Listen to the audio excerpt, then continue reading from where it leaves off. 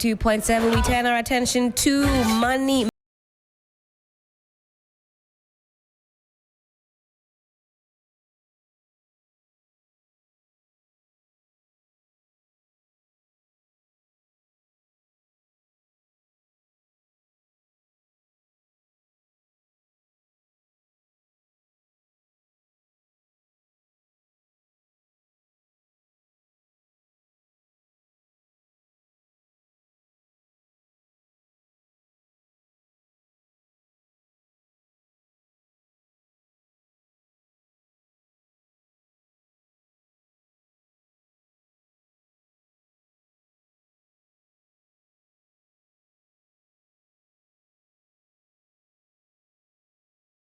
Is my colleague, and he's been on the beat as far as the PAC hearings are concerned. Christian, hello, good morning.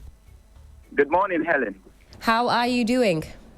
I'm doing great and relish in favor. How about you?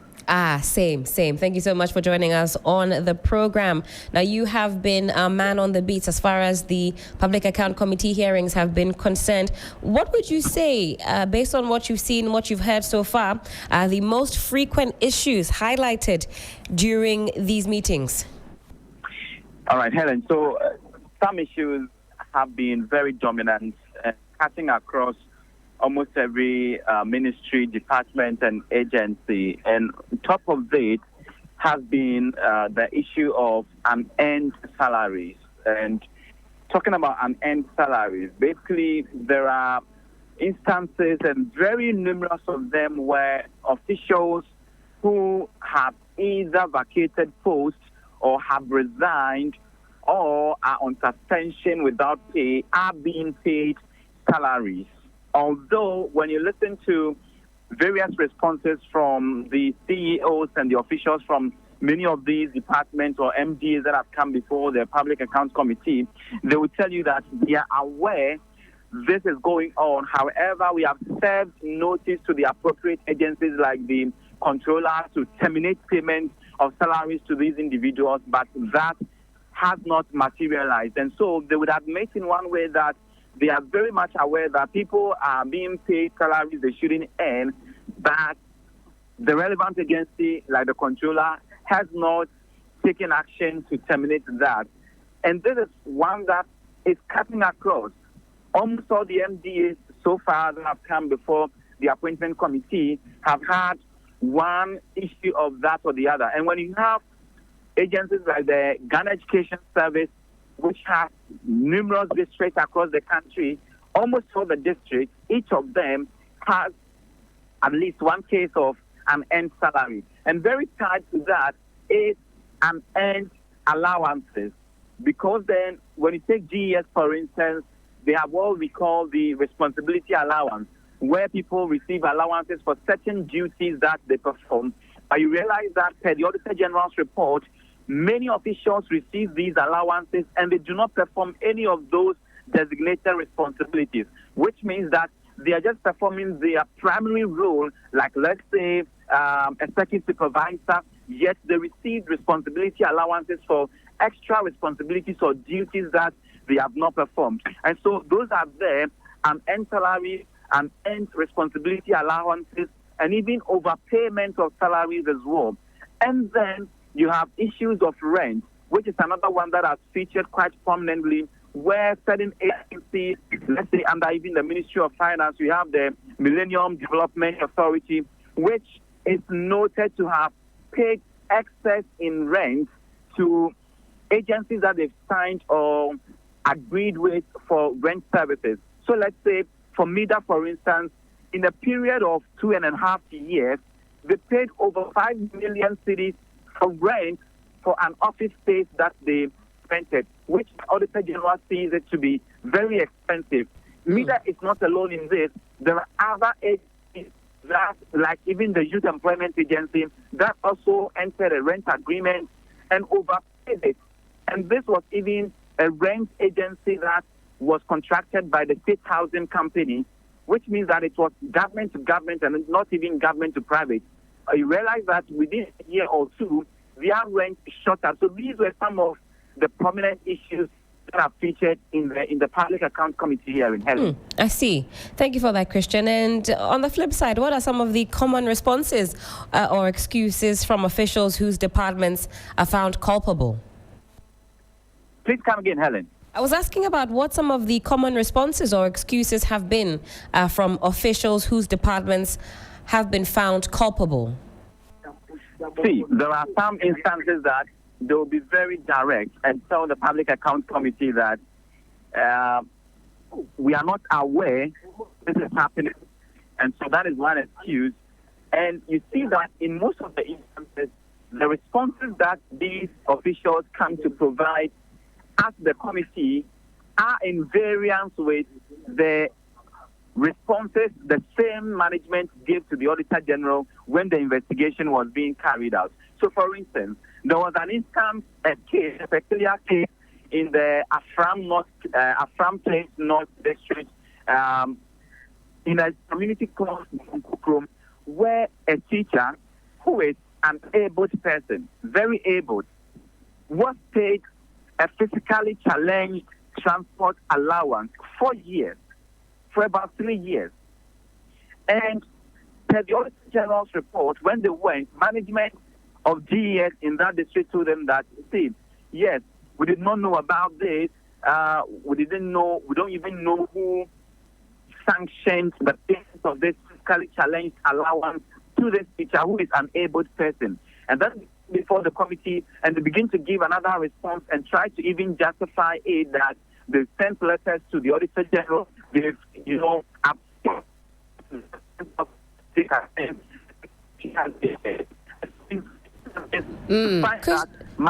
Okay. You're back online. We were losing you there. Just that we've not received results yet. In some instances, too, they do not even know anything about it, and it turns out to be that they do not even agree with the report of the Auditor General on what the same management told the Auditor General earlier before they even appeared before the committee. Certainly, Christian. Those were my two main questions. I know that there are still some more hearings to go. Is that correct? Exactly. So what we know is that currently the Public Accounts Committee is on break. What it means is that by ending of September, roughly by 29th or 30th September, the committee will be back in the second session because there are a lot more ministries, departments, and agencies that are to appear. One of them is even the Ministry of Health. And when you check the report as a whole, there are quite a lot of infractions that have been cited against the Ministry of Health, also because it has a lot of agencies that are working under it. And so there are just various of them that the ministry alone is dealing with, as well as even the Ministry of Tourism, Transport, and the rest of those agencies that are set to appear before. But Helen, one thing that is also striking is an issue of judgment debt, for instance, against the Ghana Revenue Authority, some 2 million Ghana cedis judgment debt for cancelling the contracts of 3 companies without fair hearing. And the GRA comes before the committee and says that what? We do not even know our officials who cancelled the licenses of these 3 companies, for which reason we are in court and we have been dealt with this huge blow of a judgment debt. There are so many of them that you can talk about, but one thing that is worrying year on almost all of this. I think we've lost Christian. Christian, we keep losing you on the line. I think we can park it here, but thank you so much for your time this morning and for engaging with us. That was my colleague, Christian Yali, and he's been on the beat as far as the Public Accounts Committee hearings are concerned. We lost him right there, but he's been telling us some of the main or key issues that have been highlighted throughout the hearings. He says the committee is on a break, but by the end of September, we should know more, we should hear more. But let's come back in studio and let me say good morning and a warm welcome to Mr. Jeffrey Kabute Okanse, Executive Director of Revenue Mobilization Africa. Jeffrey, hello, good morning. Good morning, thanks for having me. Thank you so much for your presence this morning on the show. Hope you're doing well. I'm not doing well. You're not doing well? Yes. Because, not the response I was anticipating. You're not well? Yes. Your previous discussion was very disheartening, to say the least, about health. And if you look at the definition of health, health is not the mere absence of disease and illnesses, but a state of complete psychological, social and physical well-being. That's right. Plus even religious well-being. So if you were to go to a hospital and you were expecting, that is where you get the health care that you expected. And at that point, you see somebody who is suffering to the point of maybe casualty. And you saw nurses that were trained to do that job, sitting aloof, carefree, laissez-faire attitude. Loosely sitting there. Look, you remember I mentioned psychological well-being. That's right. So you'll be traumatized. And I'm not supporting evil or any wrong, but somebody can slap you when their mother is there dying and you are actually on your phone. Forgive me, but I'll slap you. If my mom is dying and you are a laissez-faire attitude, you tell me, that's what I will do. And I have no regret, with all due respect to your dear listeners. At that point, some of us, we've been there before. As far back as 1987, I lost a sister because nurses told my 2 young sisters to come home at Rage, to come and call my parents. And we lost her. 1987. It's still in my mind, in my head. So if somebody in the 21st century is standing right in front of you and you are not showing concern, and for the issue that they came back with, look, let me tell you about the nurses we are talking about. These are the people that yesterday, in the generations of your mom and my parents, there was allowances paid to them to attract people because people were not going to the trade. That's right. But today, when they are even rushing in there, the allowances is still there. They are the ones we are giving allowances. They are the ones we have upgraded them to tertiary level. Whilst their colleagues in the same nursing training in another tertiary institution has just that option to go for loans, they are giving allowances. And they are the ones that when they finish, did government give you the job on the seat you are seated now? No, I applied. You applied. Now, when they finish, they can go on demonstration that they've not been posted to their job field. Jeffrey, you're very touched by this issue. I am angry because, you see, when you don't get anything at all, not health. Look, a healthy nation is a wealthy nation. That's right. To start with, you are here this morning because at least, you can't be 100% complete and healthy, but then at least you are able to come here. Indeed. Imagine if I cannot walk or I'm weak in bed. Can I come and grant this interview? No. So health is not a joke. And that's why they have to sign an oath. If you swear the oath and I gave you my student loan and I gave you everything for my taxes, we are coming to talk about money here. It is our money. The people they shun, they are the people whose money pay them the allowances they get. They are the people whose money facilitates their postings to their job fields. And these are the people to whom much is given, much is expected. We can't give you all these, and then you can come and sit down, let's say fair. I think this is a little, let me hold myself, because I have been a person who suffered it before, and who feels it, knows it. So I won't go too far. Certainly. And I guess that goes to buttress your point that trauma lives on. It doesn't matter how long it has been. Clearly, it's still in the DNA. Let me tell Ghana this one before we go to the next one. Ghana, listen. It is God that has exposed something to us. We've heard the number of people who've come out just because of this case to say the number of people they've lost at Ridge Hospital. That's where I was born. And ironically, I was born on 7th April. That is World Health Day. So I don't joke with health. I have a background with health, and I love being born on that day. And do you know what happened that day? On 7th April, the day I was born, nurses were on strike. Health workers were on strike. So you see, I came here and met them on strike in their laissez-faire, carefree attitude after signing to care for us. That's the day I came through the same hospital. So if you were writing history, I have a history with them. I came through that door, and I've heard wrong things through them. I've heard through them, a gentleman lost their wife and a child at Ridge Hospital. We heard all those stories. And you see what they tried doing? They tried covering up. My late boss lost the mom because a nurse swapped drugs. The mother was supposed to be, was having low blood pressure, and so something to take her up. And then the other patient was actually high blood, so needed something to bring her down. And they swapped the drug, and the both of, one mistake killed 2 people. My goodness. So I'm saying it is a topic we need to find another day and discuss. We cannot give them all that, and then all we get from them is a laissez-faire attitude. The police people, you don't have complaints as you work on this field? Don't you have, as journalists? And sometimes I sit back and I feel like pinching journalists. Because, some of you are living it. Look at what you get. These people are getting more than you. And they have all the time to just stay on the bench complaining, not doing their work. And people, you see, when they lose one guard, one soul leaves.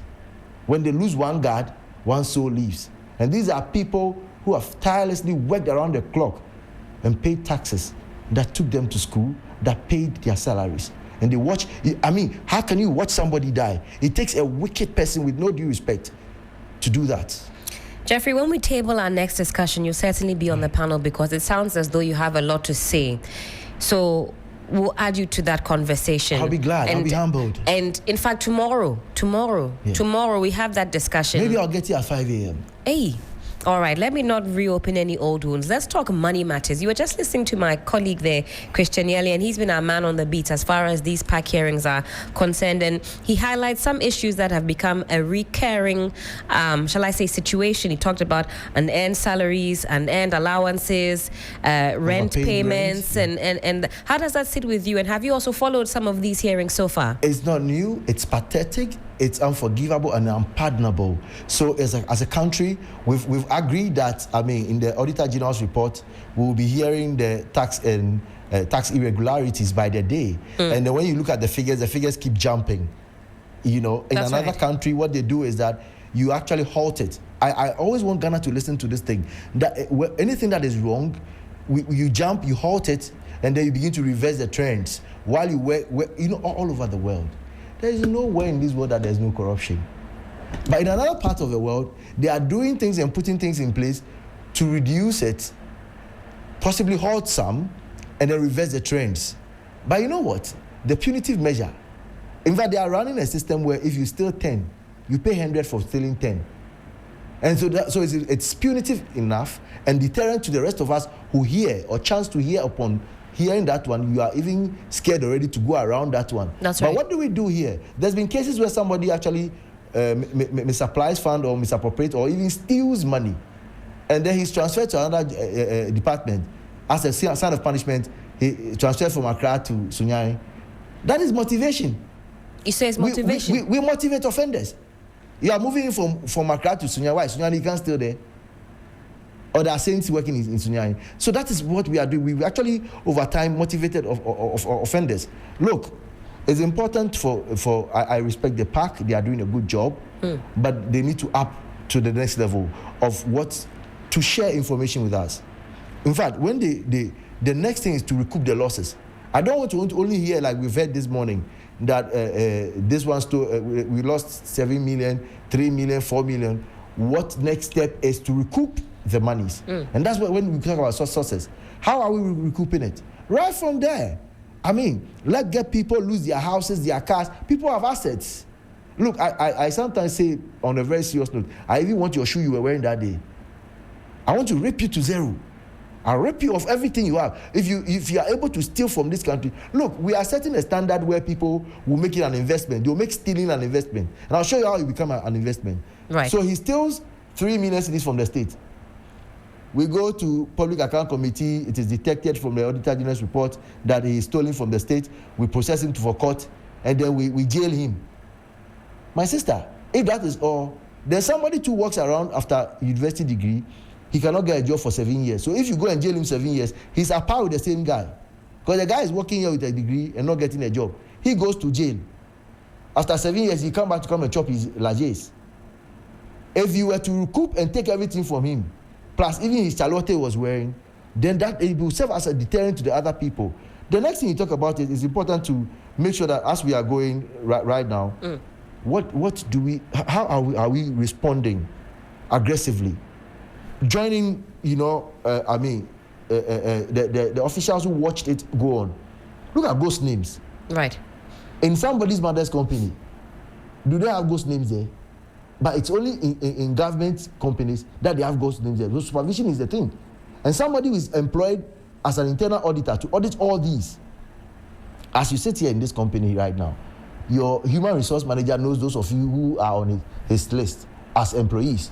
Your accountant knows who they are paying by the month. That's right. Magically, when we enter the government sphere, we have employed people. They were in the same classroom from Lagos to wherever they went, or UCC or wherever. But when there are two groups working, one in the private sector is checking everything. But in the public sector, they do their own things. And at the end of the day, we come and talk about ghost names, people who had actually resigned been suspended, and they are all being paid still. So the officer who is paying them, are even, of course, there are people that are dead in other jurisdictions. We can have people in other countries. Salaries, and there's an officer in charge for that one.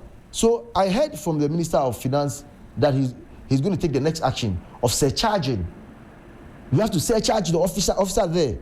If I put you there and you are a security officer, take good care of these 10 bags of mangoes, and I come and 3 mango bags are lost as a private person, I'll take it from your salary or I'll sack you.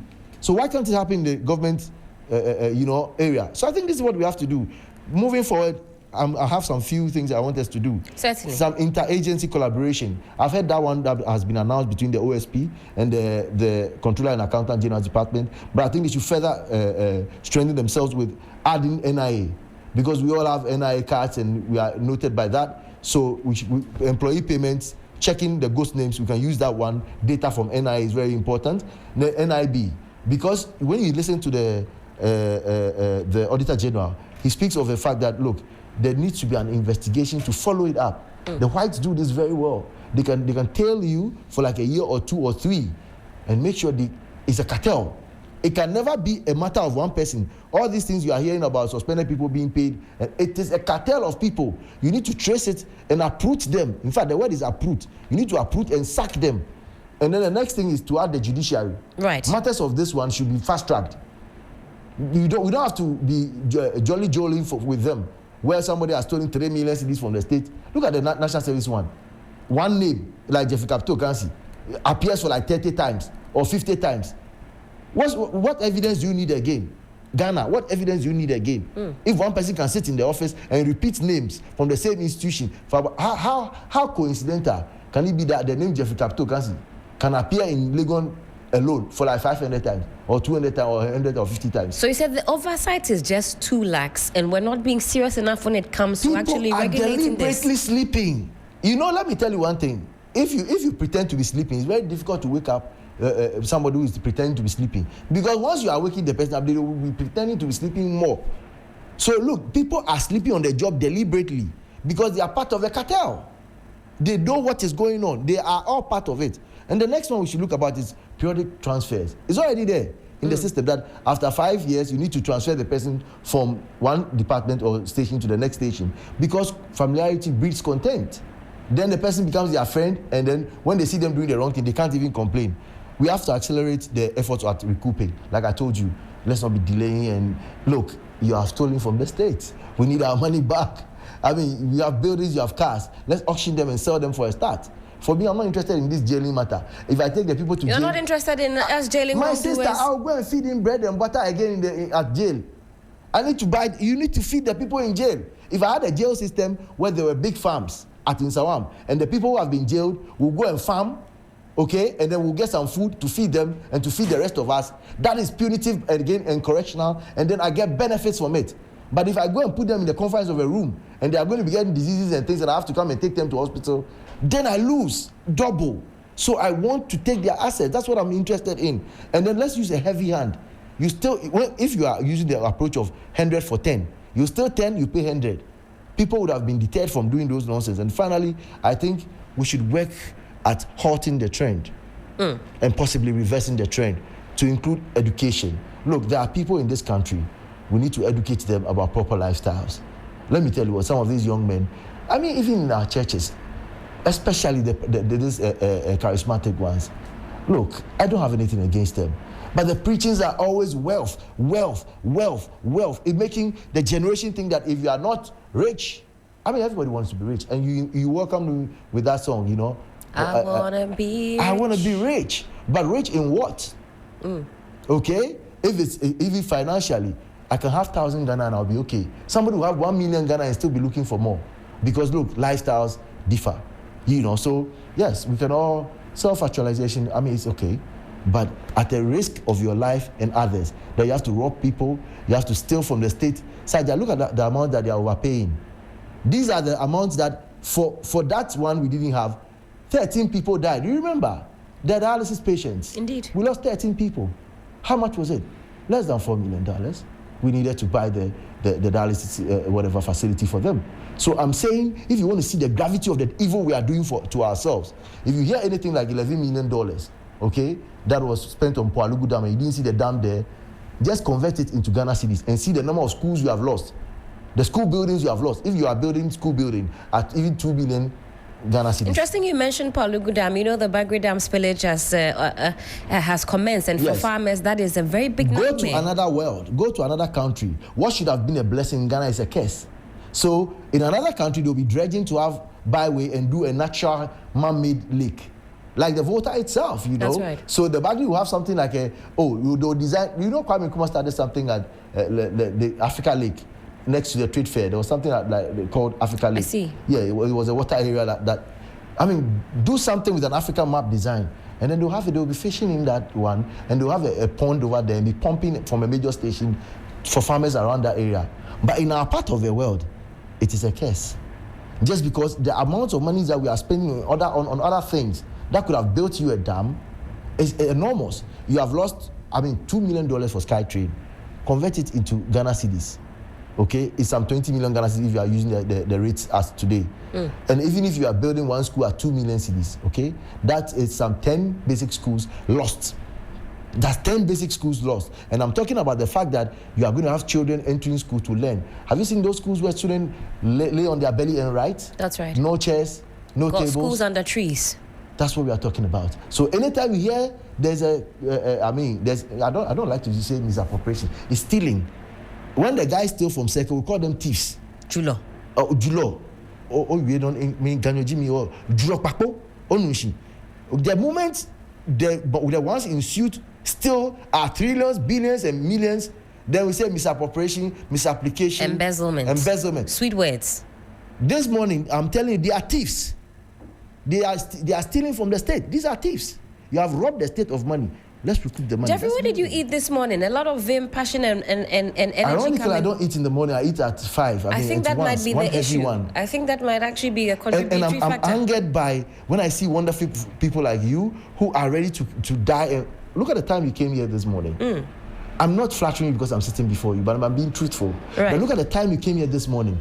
Somebody decides that they will sit at the back and rob all of us of what we will benefit. In the case that if Ghana had a system where anytime you are tired, you can go walk into a social park and sit down. There's water, there's fishes to watch.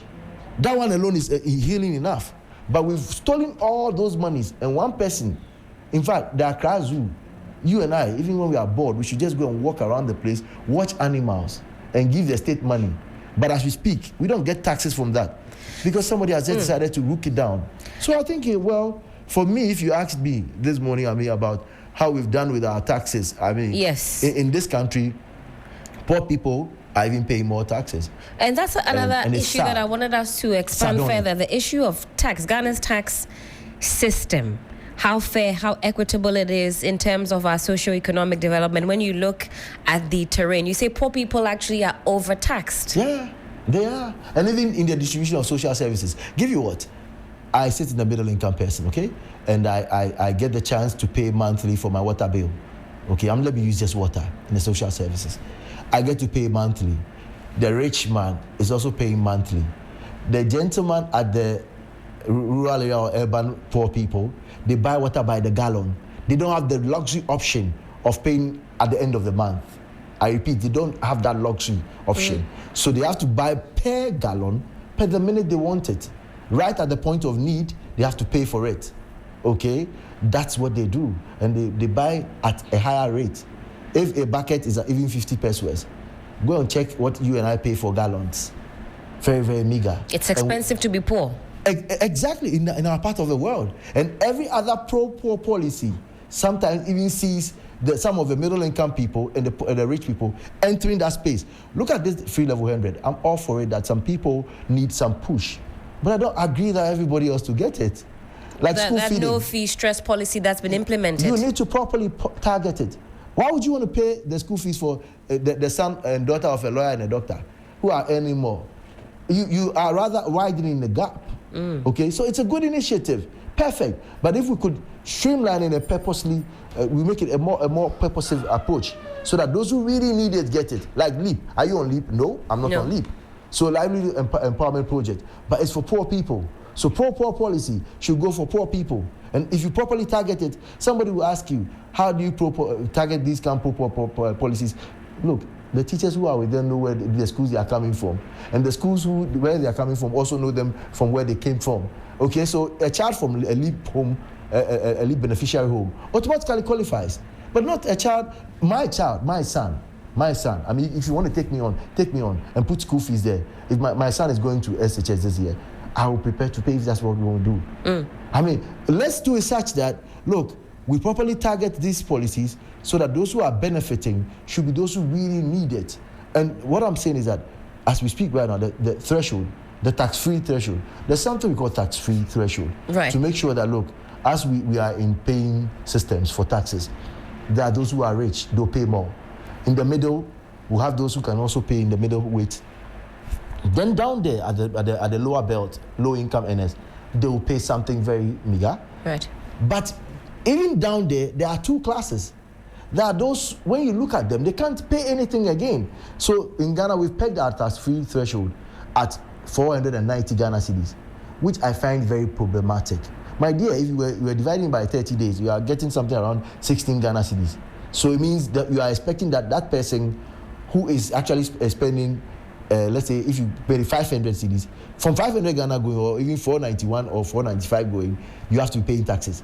You are charging tax on somebody who is earning 500 Ghana cedis, my dear. And let's say 500 Ghana cedis a month, and the person with a wife and 2 children. There are single parents homes, don't forget. That's right. And these are mostly, so our research work looked a little bit around the gender side of it. We give it a little gender twist, because majority of the single parent homes are women-led, the mother and the children. Right. And it was no mistake when the United Nations, in defining the family, said the woman and the children, not necessarily the man. And I still remember this definition because I was in love with it since I learned from level 100 that the family is the woman and the children, not necessarily the men. And interesting. If you juxtapose this definition into what we find right now about that threshold of 500 Ghana cedis, don't forget, I'm a menstrual pad advocate. So if you are looking at menstrual pad for a woman and just 2 children who are females, then before they eat, out of this 500, before they eat, menstrual pad alone can take. Then you can certainly see in that kind of household how our tax system will unnecessarily be burdening that particular house. So, Jeffrey, this conversation is one that we're going to have a part 2, certainly. We have only scratched the surface on this topic. And I know that you are also quite passionate about our earlier conversation about health. We'll have to do a part 2. And I know you've promised us some time so we can really get into the nitty-gritty. I know your area of specialty is also revenue mobilization. And I wish we had time to also get into the relationship between revenue mobilization and what we're seeing here at the Public Accounts Committee hearings. But it's a conversation for another day, and I have your word that you will return. Oh, yeah, I'll surely, but let me tell you a little bit about the tax-free threshold work. Yes. We are going to have a stakeholder session on the 10th of September. 10th of September. Yes, at the Kofi Annan Center of Excellence. We're going to have the DEBA. We're going to be using the tax policies for social protection, so that gender minister will be there, and we'll have also stakeholders from the NHIA. We also have the Ministry of Health and the Ministry of Gender and the Ministry of Finance. All we are saying is that how government can use this pro-poor approach by using tax policies like the excise taxes to protect workers and then taxpayers, and then also the tax-free threshold to lift the bar a little bit. For example, if you asked me this morning, I'll look at anything beyond the 490, taking it towards 700 or 1,000 Ghana cedis, if government can do that. You know, the Minister of Finance announced that they are going to do a threshold rise for small-scale businesses. That's right. And I even told him at the studio at UTV if he could consider that he could hike it a bit up for the personal income tax of these low-income earners, just to bridge the gap between the rich and the poor. Certainly. So September 10th, all roads lead to the Kofi Annan Center for Excellence. Yeah. We hear more about this. Jeffrey, we look forward to having another engagement with you. Thank you so much for your time. Time check. It is some 2 minutes to the top of the hour. We're getting into birthdays right about now. If it is your birthday today, we're wishing you a happy, happy, happy birthday indeed.